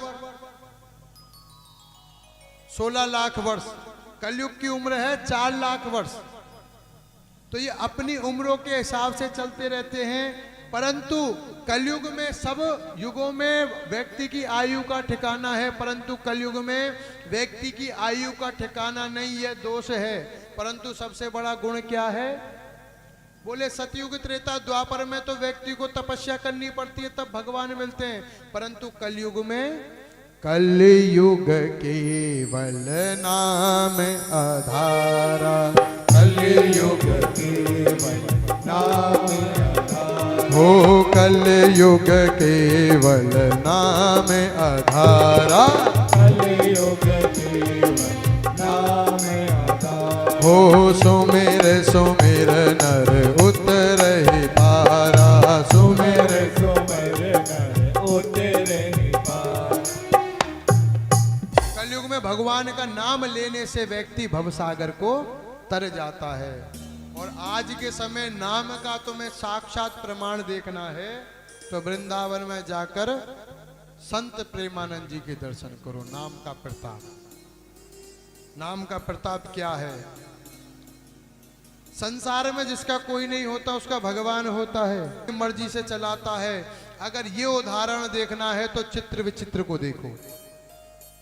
जिन दोनों मित्रों ने अपना घर बार छोड़ दिया, क्यों कि एक बार बिहारी जी को देख लिया। बिहारी जी को दुनिया देखती है, पर जो बिहारी, जिसको बिहारी जी देख ले फिर वो संसार में अलग ही चमकता है। जिसको बिहारी जी देख ले तो चित्र विचित्र आज अलग ही चमक रहे हैं। रसका पागल बाबा के शिष्य। पागल बाबा कौन था? केवल वृंदावन की गलियों में केवल आनंद, रिक्शा चलाना इत्यादि गुणगान करना। परंतु एक नियम था, बाके बिहारी की शयन आरती में आकर पद सुनाया करती। रसका पागल अब तो ब्रह्मलीन हो गए, पद सुनाया करते थे। उन पदों को सुबह दोपहर को जब रिक्शा चलाते तब गाते हुए निकलते। एक सेठ ने देखा आवाज बड़ी सुरीली है और सीढ़ी निकलवा दी, और आज पागल बाबा भजन सम्राट के नाम से जाना जाता है। किसी नेता, अभिनेता, कितना भी बड़ा व्यवहारिक हो, उसके अंतिम यात्रा में इतनी भीड़ नहीं होगी जितनी रसका पागल बाबा की यात्रा में थी। तो जब व्यक्ति अपना जीवन भगवान की तरफ समर्पण कर देता है तो फिर भगवान चलाते हैं उसको, और हमसे ज्यादा हमारी गाड़ी को भगवान अच्छा चलाएंगे, सब जानते हैं। पर समर्पण करना पड़ेगा। समर्पण ऐसा, कैसा समर्पण करना पड़, समर्पण क्या है? एक छोटे से बालक को जब हम उछालते हैं, ऊपर खिलाते हैं उसको, तो वो ऊपर उछलता है, वो रोता नहीं है। क्या करता है? हंसता है, खेलता है। क्यों? जानता तो वो भी है अगर इसका हाथ छूट गया तो बत्ती सी टूट जाएगी हमारी। जानता तो वो भी है, परंतु उसको विश्वास है कि ये व्यक्ति मुझे गिरने नहीं देगा, ये व्यक्ति मुझे गिरने नहीं देगा। इस विश्वास पे वो बालक खिलखिलाता है, हंसता है।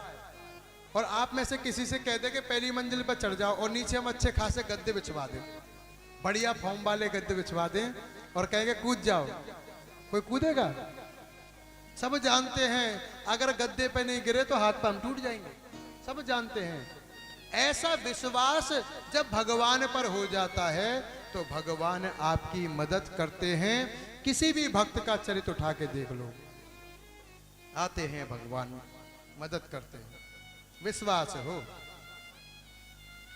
तो इधर परीक्षित के पास व्यास जी महाराज आ गए, सुखदेव जी महाराज आ गए, बताया कि मरने वाले को पता लग जाए तो समर्पण कर दे भगवान के ऊपर।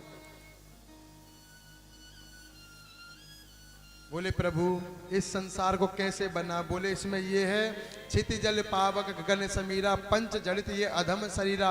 5 प्रकृति से मानव बना है और मानव संसार में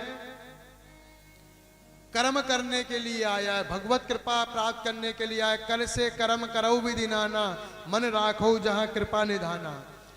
बोले प्रभु ये सृष्टि का प्रारंभ कैसे हुआ? बोले ब्रह्मा जी, पृथ्वी जब संपूर्ण समाप्त हो जाती है तो नारायण की इच्छा होती है पृथ्वी हो, तो उनकी नाभि कमल से कमल निकलता, नाभि कमल से कमल निकलता है। उसमें एक पुरुष बैठा होता है जिसे हम ब्रह्मा कहते हैं। वो खोजता है कि मेरे सिवाय संसार में कोई कौन है, कोई नहीं दिखता, तो वापसी आ जाते हैं। तब आवाज आती है त और प, बोले तब करो, तब करते हैं ब्रह्मा जी। फिर भगवान के दर्शन होते हैं, भगवान कहते हैं अब सृष्टि करो, तब ब्रह्मा जी सृष्टि करते हैं। ब्रह्मा जी ने सबसे पहले सनत कुमारों को बनाया। 9वीं सृष्टि मानव है। तो ब्रह्मा जी की सृष्टि आज आप और हम सब देख रहे हैं। ये सब हम ब्रह्मा जी के बालक हैं। 10वें पुत्र हैं ब्रह्मा जी के नारद जी, और दूसरे पुत्र हैं शंकर जी। इसी विषय में आगे विदुर जी का और मैत्रेय जी का संवाद आता है। विदुर जी कौन है? नीति भक्त, जिन्होंने नीतियां नहीं छोड़ी, और मैत्रेय ज्ञानी भक्त। इनका संवाद होता है। मनुष्य, विदुर जी कहते हैं मनुष्य दुखी क्यों है? जो भगवान की सत्ता में रहने के बाद भी दुखी है। मानव क्यों दुखी है? बोले मानव के दुखी होने का कारण केवल एक ही है कि भगवान की सत्ता पर विश्वास नहीं है। जानता है आज के समय बीड़ी पीते, आप पीते हो?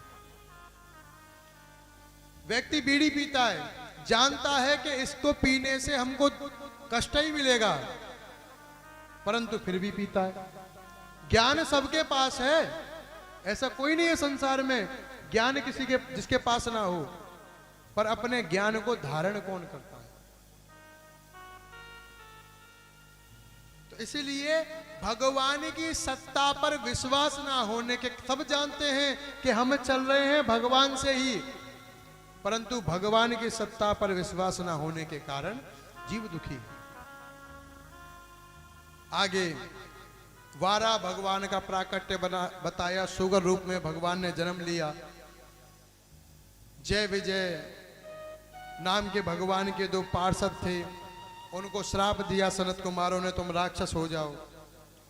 वही पहला जो राक्षस बना कश्यप जी की पत्नी के गर्भ से हिरण्याक्ष, जो पृथ्वी को रसातल में ले गया। भगवान ने 12 जंगली सुअर का वेश धारण करा और पृथ्वी को लेने गए तो भगवान से लड़ने लगा।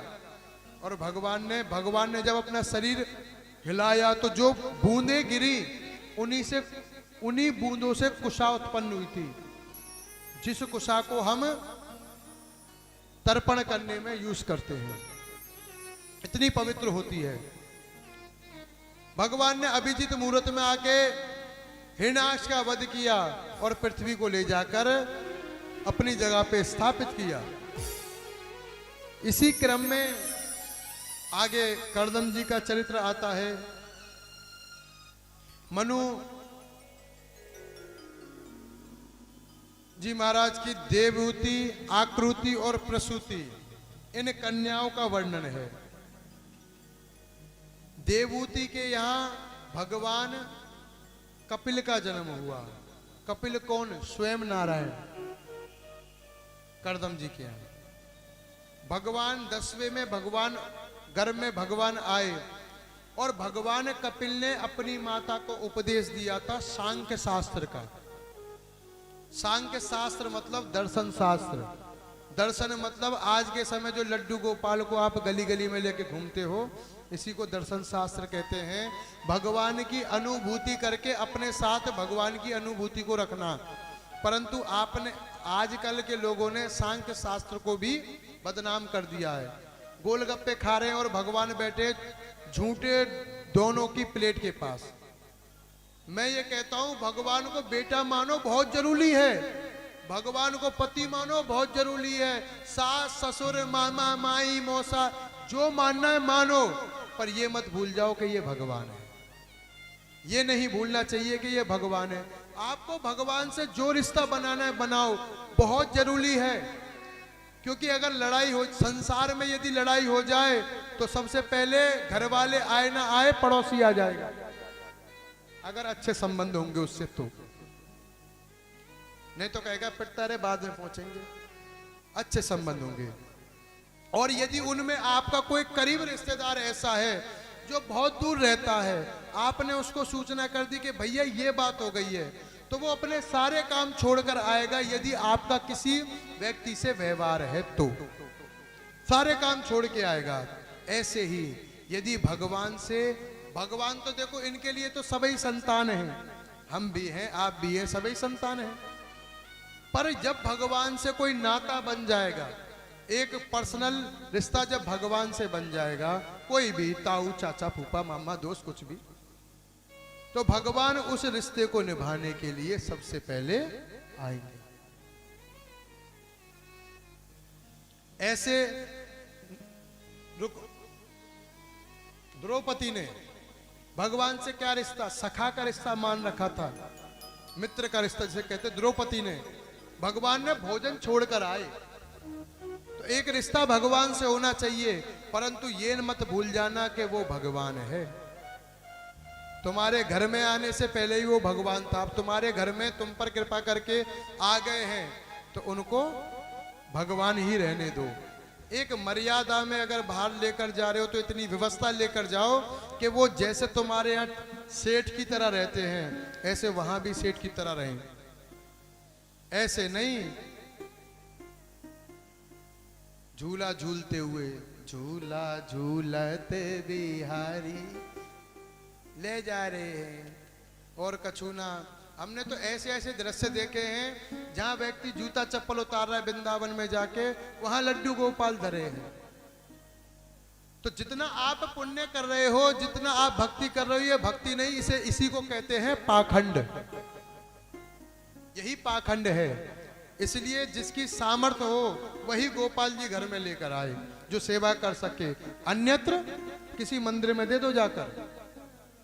जितना आप पुण्य नहीं कर रहे दुनिया। अच्छा, फैशन चल गया है, अब तो पीतल वालों का फैशन खत्म हो गया है।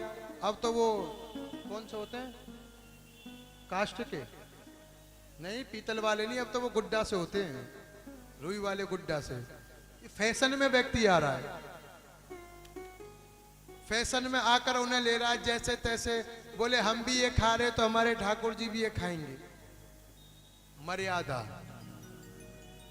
हर कथा में प्रत्येक वाक्य में एक बात कहता हूं, कभी भी मर्यादा नहीं छोड़नी चाहिए। यदि व्यक्ति मर्यादा से निकल गया तो उस रिश्ते का, उस नाते का, उस वस्तु का कोई भी मोल नहीं रहता। विष्णु भगवान नहीं आए। जैसे ही सभा में दक्ष का आगमन हुआ तो सबने खड़े होकर प्रणाम करा, परंतु शंकर जी और ब्रह्मा जी खड़े नहीं हुए। दक्ष को देख के क्रोध आ गया, बोले ये तो पिताजी हैं, परंतु ये तो मेरा जमाता है, ये खड़ा क्यों नहीं हुआ। और अमंगलधारी वेशधारी और शंकर जी को वहीं पर अभद्र बोलने लगा। अमंगलधारी है, बेश अमंगलकारी है, शमशान में रहने वाला, ना जाने क्या क्या शंकर जी के बारे में कहने लगा। शंकर जी कुछ नहीं बोले, नंदी बोल पड़ा। बोले तू महादेव के बारे में जानता क्या है, सब तो देव हैं, ये महादेव हैं। उधर से श्रृंगी भृंगी बोल पड़ा। आपस में इधर से अपमान उधर से अपमान होता रहा कि सारे शंकर जी के भक्त पाखंडी हो जाए, बोले ब्राह्मणों के वचन पाखंड हो जाए। इतना आपस में लड़ाई होकर शंकर जी ने देखा अब तो यहाँ जहाँ सम्मान था यहाँ तो श्राप दे रहे हैं आपस में। शंकर जी खड़े होकर चल दिए। अपनी पत्नी सती से कुछ नहीं कहा, आकर रहने लगे बड़े आनंद के साथ। शंकर जी को का अपमान करने के लिए दक्ष ने यज्ञ का आयोजन किया। यज्ञ का आयोजन हुआ, सभी देवताओं को, ऋषि मुनियों को, सबको बुलाया, परंतु शंकर जी को न्योता नहीं भेजा। शंकर जी जानते थे पर उन्होंने कोई भी आवरण अपने चित्त में नहीं लिया। हल्ला मच गया, सब जा रहे हैं, विमान पर चढ़ चढ़कर जा रहे हैं, सारे भक्त विमान पर चढ़कर जा रहे हैं, सारे देव विमान पर चढ़ के जा रहे हैं। अच्छा, कार्ड में स्पष्ट लिखा हुआ था कृपया अपने विमान को कैलाश पर्वत की ओर होकर लाएं। क्यों लाएं? क्यों तो लिखा नहीं, परंतु दक्ष जानता है कि सती देखेगी, इसलिए लेकर आए। जब देखा तो उन्होंने भी चिढ़ाना चालू करा। बोले देवी आप नहीं चल रही। बोले कहाँ? बोले आपके पिता के यहाँ इतना बड़ा यज्ञ हो रहा, सब जा रहे हैं, आप नहीं जा रही। जब सुना तो बोले हाँ हो सकता है। बोले आपके न्योता नहीं आया? बोले हाँ आया होगा न्योता। आप तो जानते हो हमारे शंकर जी के पहरेदार कैसे हैं, उन्हें क्या पता, इतने पढ़े लिखे हैं नहीं, 4 मुंह वाले, 8 हाथ वाले, और उन्हें पढ़े लिखे तो है ही नहीं, तो हो सकता है वो खा गए हो। शंकर जी से कहा प्रभु देखो कहने वाली बात, ये भी कह सकती थी मेरे पिता के यहाँ यज्ञ है, चलो। क्या कहा? आपके ससुर साहब के यहाँ यज्ञ हो रहा है, हमें चलना चाहिए। शंकर जी ने कहा देवी आप ही जाओ, हम नहीं जा सकते क्योंकि निमंत्रण नहीं है। आप जाइए, आप पुत्री हैं, आप जाइए, हमारा निमंत्रण नहीं है। बोले प्रभु आपके बिना मैं कैसे जा सकती हूँ? बोले निमंत्रण आया ही नहीं है। बोले निमंत्रण आया तो होगा। और प्रभु जब हमने विवाह में वचन दिया था, विवाह में वचन दिया जाता है कि पिता के घर, गुरु के घर, भाई के घर तो बिना बुलाए भी जाना चाहिए, और पिता के यहाँ निमंत्रण का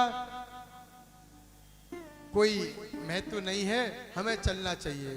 बोले देवी यदि आपके पिता से हमारे संबंध अच्छे होते तो हम चलते, परंतु एक बात मैंने आज तक आपको बताई नहीं है, आज बताता हूं। तो वो सारी कथा आज बताई। जब सुना बोले पिताजी से नाराज नहीं होना चाहिए, अब वो भी भूल गए होंगे, आप भी भूल जाइए, चलिए आप। शंकर जी ने मना कर दिया, बोले देवी मैं तो जाऊंगा नहीं, आप ही जाइए। नंदी भृंगी सबको साथ में भेज दिया, सामान जितना था सब भेज दिया, शंकर जी नहीं गए। कितनी सुंदर बात है, इतनी बड़ी लड़ाई ससुराल पक्ष से हो गई, परंतु शंकर जी ने अपनी पत्नी से कुछ नहीं कहा। गृहस्थ धर्म जो है, गृहस्थ धर्म कैसे चलाया जाता है, ये शंकर जी के परिवार से सीखना चाहिए। पार्वती माता का वाहन क्या है? क्या है? शेर। और नंदी जी का नंदी। दोनों आपस में शत्रु हैं, शेर खा जाएगा, परंतु प्रेम देखिए। कार्तिक का वाहन है मोर और गणेश जी का चूहा। दोनों आपस में शत्रु हैं, परंतु प्रेम देखिए। शंकर जी के गले में सर्प है और मोर और सर्प का बैर है आपस में, परंतु प्रेम देखिए। सदगृहस्थ की यदि शिक्षा लेनी हो तो शंकर जी के परिवार से। शंकर जी नहीं गए। पिता गृह जब गई भवानी, पहुंची वहां जाकर देखा, सादर मिलई मिलई एक माता। केवल एक माता थी जो बड़े प्रेम से मिली, और जो बहनें थी वो तो चिढ़ाने लगी, बोले ये तो बिना निमंत्रण के आ गई। आपस में चिढ़ाया, परंतु माता सती ने किसी बात का ध्यान नहीं दिया, क्योंकि माता ने आदर किया। और आप सब जानते हैं, सब माताएं जानती है कि माई के पक्ष में माता पिता होने चाहिए अपने। आजकल तो भाभियां भी बहुत अच्छी आ रही हैं। माता पिता जब तक हैं तब तक बेटी अधिकार के साथ जाती है, और किससे कोई मतलब नहीं है उसे। माता सती ने जब देखा पिता के पास चलती हूं, परंतु दक्ष प्रजापति के मन में तो वैर बैठा था।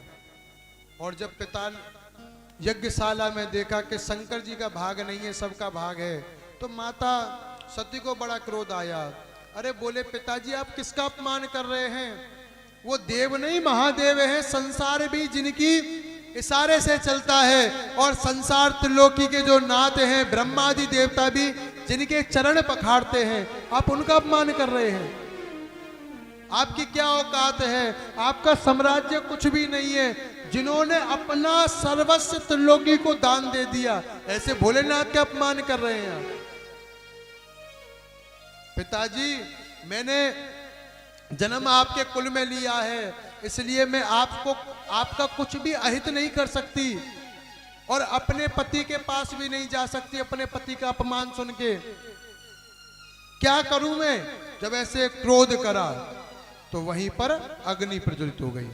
आई गिरि नंदिनी नंदित वेदिनी विश्व विनोदिनी नंदनुते, गिरिवर विंद शिरोधिनी वासिनी विष्णु विलासिनी विष्णुनुते, भगवती हे सिति कंठ कुंभनि भूरिक टिंबन भूरिक ते, जय जय हे महिषासुर मर्दिनी रम्यक तर्जनी शैल सुते, जय जय हे महिषासुर मर्दिनी रम्यक तर्जनी शैल सुते। भगवती ने चंडी रूप धारण किया, और जैसे ही अग्नि प्रकट हुई, माता सती के शरीर के समीप आने को तैयार नहीं अग्निदेव, परंतु माता सती ने जैसे ही अपनी भौं उठाकर अग्निदेव को देखा तो तुरंत अग्निदेव चरणों में आ गए, और देखते ही देखते माता सती का शरीर भस्म हो गया। जिस यज्ञ मंडप में हर्ष उल्लास था, मातम छा गया। और जैसे ही सूचना नंदी भृंगी के द्वारा शंकर जी को पता लगी, तो शंकर जी क्रोध में आ गए और एक अपना बाल उखाड़कर जटा का जमीन पे पट गया। एक पुरुष प्रकट हुआ, वीरभद्र। वीरभद्र ने कहा प्रभु मुझे आज्ञा दीजिए। बोले दक्ष को मार दो। वीरभद्र सेना लेकर चला है दक्ष प्रजापति के पास और जाकर सबको मारा है। पूषा देव की दाढ़ी उखाड़ ली और एक उषा के प्रहार से दक्ष का सर धड़ से अलग कर दिया और सिर को लेकर शंकर जी के पास सभी आ गए। सब कुछ भस्म हो गया। शंकर जी ने आनंद से बैठ गए। शंकर जी, ब्रह्मादि देवता आए, बोले शंकर जी को मनाओ। क्यों? बोले यज्ञ को पूरा करना है। अब शंकर जी को मनाए कौन? तो ब्रह्मादि देवता सब पहुंचे। बोले प्रभु आप त्रिलोकी नाथ हो। शंकर जी ने कहा उस समय कहां थे? हर व्यक्ति मतलबी है, देवता भी मतलबी हैं। शंकर जी ने कहा अब आप कह रहे हो मैं त्रिलोकी नाथ हूं, जब मेरे को भाग नहीं दिया गया, आप सबको भाग दिया गया, आपने दक्ष से क्यों नहीं कहा कि भोले बाबा का भाग कहां है? आज मैं त्रिलोकी नाथ हूं। ये सब ब्रह्मा जी आप ही की गलती के कारण हो रहा है। बोले प्रभु अब आप इस यज्ञ को पूर्ण करिए और मैं आपको वचन देता हूं, यज्ञ में जो भी सामग्री बचेगी वो सब आपकी है। आप कितना भी प्रयास कर लेना, हवन करते समय सामग्री नीचे जरूर गिरेगी। ये सब शंकर जी का भाग है। कितना भी प्रयास कर लेना, चाहे सामग्री लेके हाथ ऊपर करके ही डालना, परंतु कुछ सामग्री अवश्य ही गिरेगी। शंकर जी का वरदान, ब्रह्मा जी का वरदान है। बोले यज्ञ को पूर्ण करिए। बोले अब तो दक्ष को जिंदा तो नहीं करा जा सकता। बोले बिना यजमान के यज्ञ कैसा? संकल्प भी इसी ने लिया है, क्या करें? बोले इसका सर लगा दो कुछ और, जाओ सर लेकर आओ। तो नंदी भृंगी गए। सबसे पहले और को कुछ मिला नहीं, एक बकरा मिला। बकरा मिला। अच्छा, ये चरित्र भी बहुत सुंदर शिक्षा देता है। आज भगवान ने तुम्हें मानव बनाया है तो भगवान का नाम ले लो, नहीं तो जैसे ये दक्ष प्रजापति बकरा बना है ना, तो फिर बम बम बम बम ही करोगे। तो मानव शरीर मिला तब भगवान का सम्मान नहीं किया, बकरे का सिर लगाया। और शंकर जी को देखकर आज दक्ष प्रजापति रोने लगा, अपने किए पर पछतावा करने लगा, रोने लगा। अब क्या बोले? बकरा तो बर यही बोल सकता है, मेरे को तो बोलना भी नहीं, यही बोल सकता है। अब शंकर जी हमारे बड़े दयालु हैं। आप भी जानते हैं कि शंकर जी भोले बाबा हैं, इनसे भोला कोई नहीं। और शंकर जी ने जब देखा, विचार करा और कहा प्रभु पहले ही स्तुति कर लेते तो आज ये बर नहीं करना पड़ता तुम्हें। तो बम बम शंकर जी को सुनाई दिया। और जैसे ही बम बम सुनाई दिया तो शंकर जी क्लोज मारकर हंसने लगे, बड़े भयंकर हंसने लगे। शंकर जी हंसने लगे। शंकर जी को देखकर सभी देवता हंस रहे हैं। बोले अब तो दक्ष का यज्ञ बेड़ा पार हो गया। यही वो तंत्र है, यही वो तंत्र है, यही वो तंत्र है।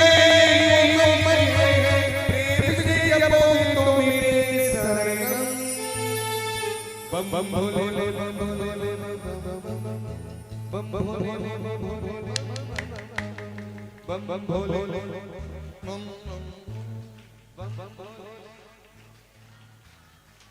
यही वो तंत्र है, यही वो मंत्र है। प्रेम से जब में शरण बम भोले बम भोले बम भोले बम भोले बम भोले बम बम। यही वो तंत्र है, यही वो मंत्र है, यही वो तंत्र है, यही वो मंत्र है। भोले बम भोले बम बम बम भोले बम भोले बम बम बम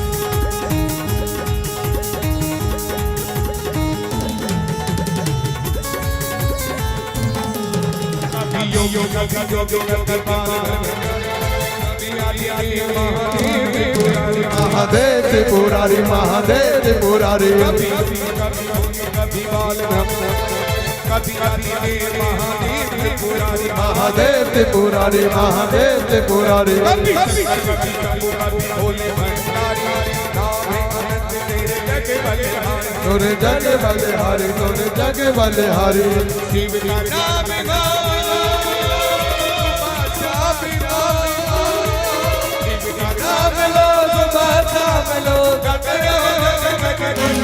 बम बम बम बम बम बम